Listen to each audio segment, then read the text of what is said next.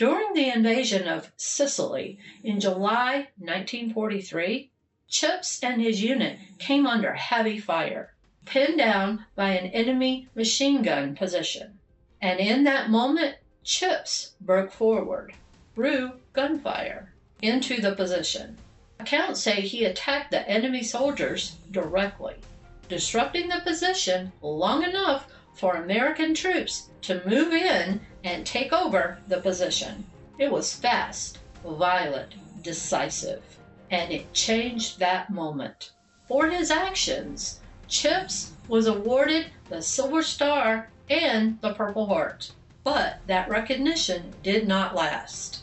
The Army reversed their decision, not because of what he did, but because of what he was. At the time, military regulations did not allow animals to receive official combat medals. Dogs, even ones who served, were classified as equipment.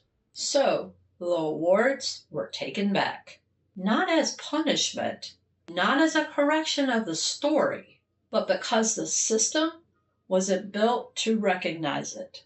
What happened to Chips wasn't really about Chips.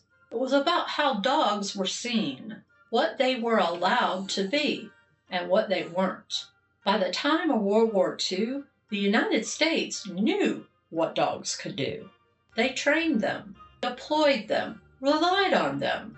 Dogs like Chips weren't accidents. They were part of the system. But even then, there was a line that had not been moved.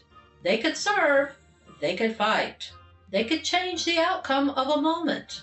But officially, they weren't recognized the same way. That would take time, because the shift had already started with dogs like Sergeant Stubby, who had already proved what was possible, and dogs like Chips, who proved it wasn't a one-time story.